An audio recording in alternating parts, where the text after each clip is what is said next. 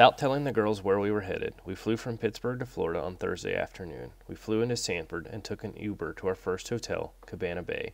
Carrie's a travel agent and usually plans our trips months in advance, but this weekend getaway was a last-minute decision and came together in a few short days. We decided to fly to Sanford Airport because the flight times worked better for us. We arrived in Florida before 6 p.m., and although we had to wait for an Uber and a longer drive to our resort, we arrived on property before our alternative flight was scheduled to arrive at Orlando International Airport. Cabana Bay is a prime value resort on the Universal property. This resort included the exclusive benefits of staying in Universal, including early park admission. The hotel originally opened in 2014, but still feels fresh and new. Its retro-style theming is fun and based upon iconic architecture of classic Florida beach resorts of the 50s and 60s.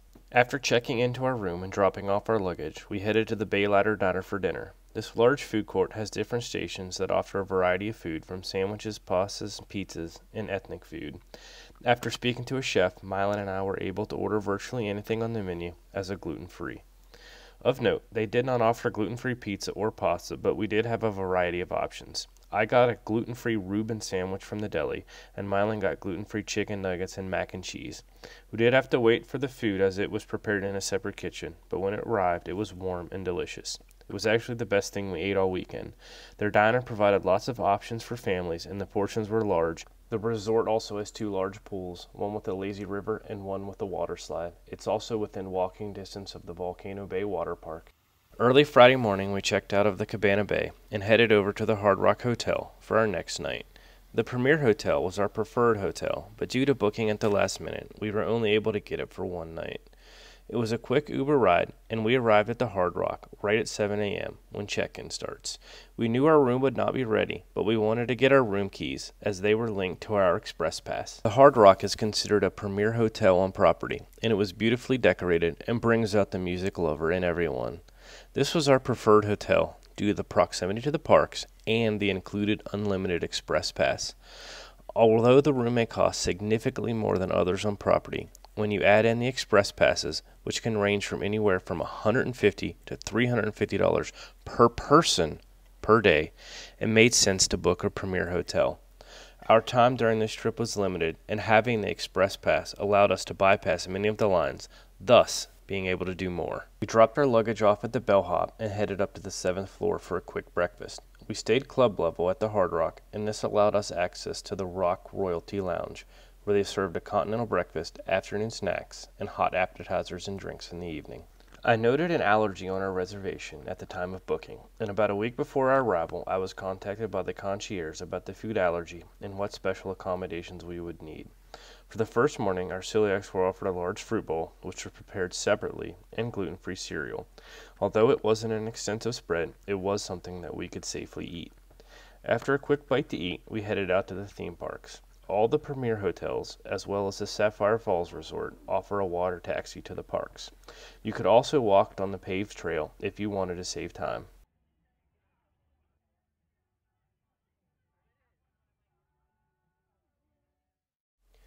It was a short boat ride over to City Walk. To add to the convenience, you also get to go through security at your resort, thus skipping the long lines at City Walk. I haven't been to Universal Studios in 6 years, but didn't need a map this morning, as everyone was headed in the same direction, the wizarding world of Harry Potter. Here you can follow in Harry's footsteps as you walk through the streets of London and enter Diagon Alley, where you'll find many of the wizarding world's most famous establishments. You can dine at the Leaky Cauldron, see a wand choose a wizard at Ollivander's, and get ready to travel deep below Gringotts Bank on a multi-dimensional thrill ride. As all good wizards do, we started off our day by visiting Ollivander's wand shop, where they have been making fine wands since 382 BC. Our young witches were in search of the most essential wizarding item, their wand. We were able to witness a unique interactive experience and saw a wand choose a young wizard. After that, we entered the wand shop where the girls selected their wands. There was a variety of interactive wands as well as regular. If you wanted to be able to perform spells throughout the park, make sure you purchase an interactive wand. There was no question as to which wands our girls wanted. Mylan chose Harry Potter, although she did consider others, and Mia wanted nothing but Hermione. No, I'm not. I'm still really immature for my age.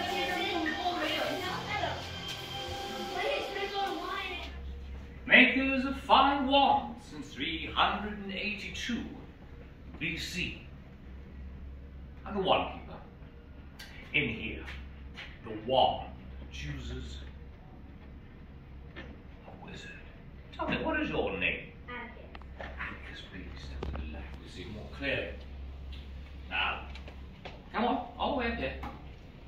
Now, Atticus, you may know that every ornamental wand has a form of powerful magical substance. We use unicorn hairs, phoenix tail feathers, and the heartstrings of dragons. No two ornamental wands are the same, just as no two unicorns, dragons, or phoenixes are quite the same. Of course, you will never get such good results with another wizard's wand. Let us begin.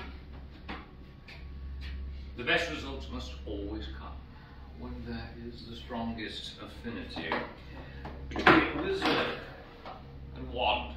A wand made of birch. It's 15 inches. It's flexible. Okay. Swishy. With a dragon heartstring core. Alright, now, you see all these boxes on this wall that I'm pointing at? I would like you to point your wand at one of those boxes. Bring it down to this desk by saying, Descendo. Descendo.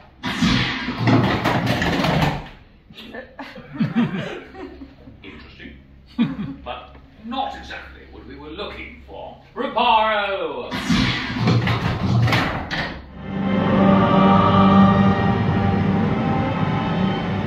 Curious indeed how these things happen. A wand made of vine is excellent for a wizard who is intelligent and ambitious, good for magic in nature. With a dragon heartstring core, your loyalties must be admired on your friends, isn't it? Thank you. Yes. Please, allow my assistant to answer all of your questions and explain your wand options. But don't forget, this wand has chosen you. And you will never get such good results with another wizard's wand. Alright, there's your wand box, and off you go.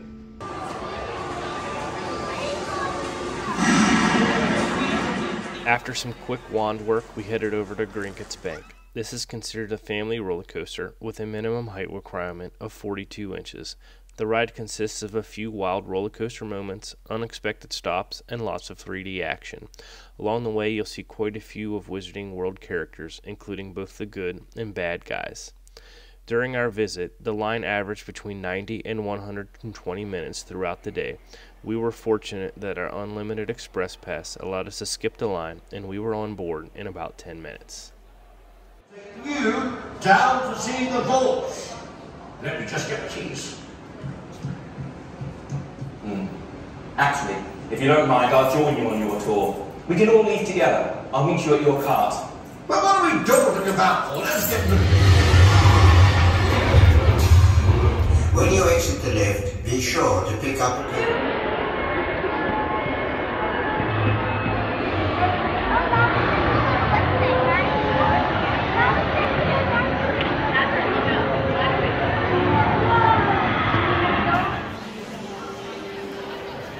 We continued to explore the area and practice our spells. We grabbed some butterbeer at the hopping pot. All 3 kinds of butterbeer are gluten-free, and our family all agreed that the frozen one was the best.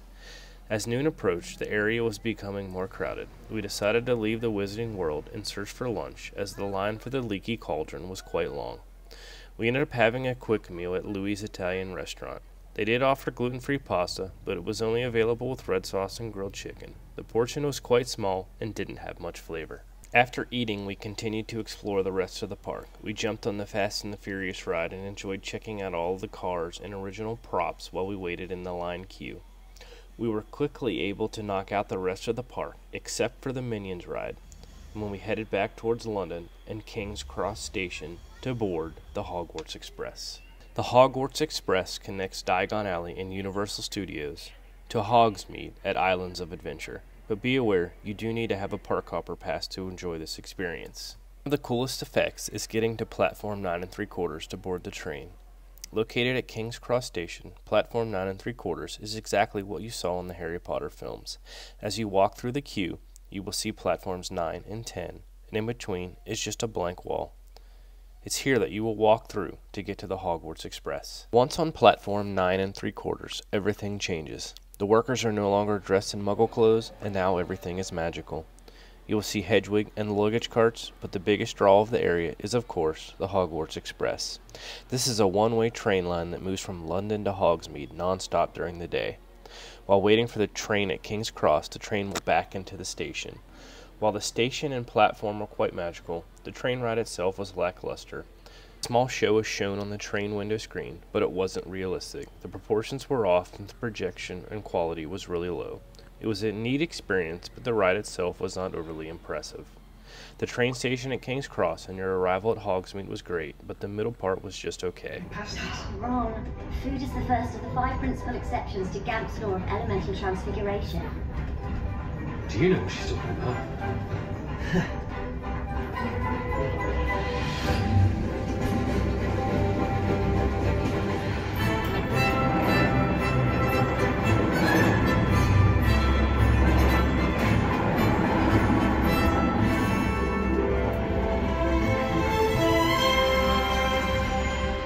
Upon arrival to Hogsmeade, you will notice a sudden change in scenery. Gone are the buildings and city vibe of London, and welcome to the small magical village of Hogsmeade in winter. We quickly walked through the area, but it was quite crowded. During our visit, and the entire month of October, Universal Studios closed daily at 5 p.m. for Halloween Horror Nights, while Islands of Adventure stayed open till 8. This caused a huge rush of people to move from one park to the other in late afternoon. We spoke to many cast members about the crowds, and they recommended we come back at 6 p.m. when things had died down and the crowd was more dispersed.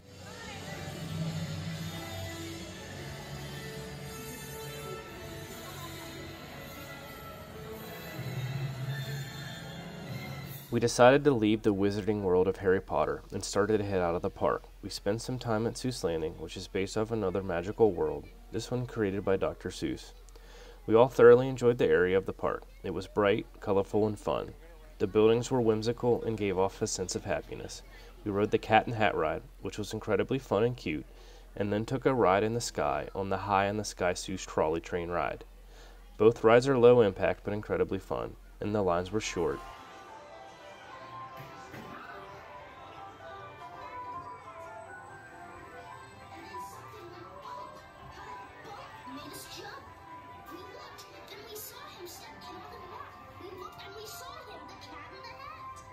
Make that cat go away. You do not want to play. He should not be about when your mother is out. Why, we can have lots of good fun, if you wish, with a game that I call Up, Up, Up with a Fish. Look at me. Look at me. I'm the cat with a cup and a cake on the top of my...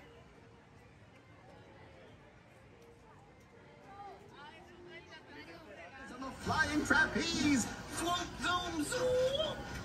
Is there such a thing as an upside-down sound?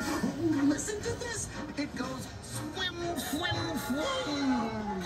Are you feeling keen to hear the start-on machine? Clunk, clunkety, clunk, clunk, bump, bump. Swish, swoosh, blast. Oh, the mighty trolley train makes a loud hullabaloo. It's the sound of fun. Can you make it too? Wee, wee, woohoo! Like a beach ball, a trolley train is going. Boing, boing, boing, boing, boing, boing, boing. Boom, boom, chug. Can you make that sound too? Bang, bong, chug, bang, bong, chug. And a sneech farewell to toodaloo, toodaloo. Time for the trolley. The park in early afternoon and returned to the Hard Rock Hotel. We picked up our luggage from the bellhop and located our room. We then headed up to the club lounge for a quick dinner. They had a gluten-free pizza for Mylan, and it's at this point we realized they thought we only had one traveler with a gluten allergy. After a break at our room, we headed back to Islands of Adventure. We rode the Flight of the Hippogriff, which is a family-friendly roller coaster that spirals and dives around the pumpkin patch and swoops past Hagrid's hut. Hands up!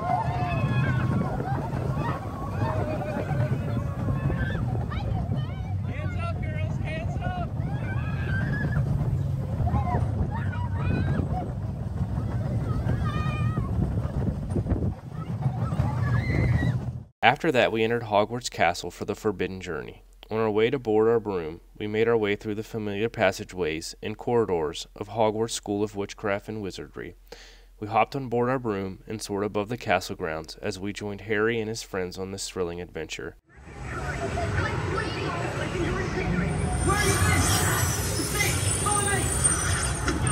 Showing off your muggle admirers,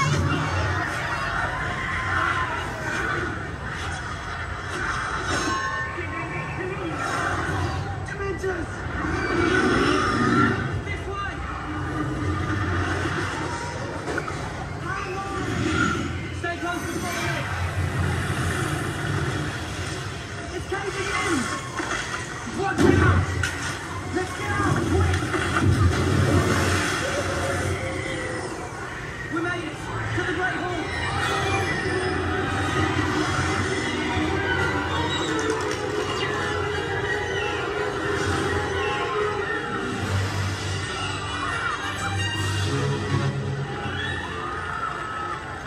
Thanks, everybody. You're brilliant. You've shown great bravery. Feel free to return to Hogwarts anytime. Attempted to ride Hagrid's motorbike. We entered the queue at 6:30, even though the posted wait time was 180 minutes. Cast members assured us that we would still be able to ride. Unfortunately, after over 2 hours of waiting, they made an announcement that the ride had broke down and we were asked to exit. Fortunately, they did give us a pass to skip the line for the following day. When we exited the ride, the park had been officially closed for an hour. We were able to see Hogsmeade without the crowds, including the castle, which was all lit up from the projection show earlier in the evening.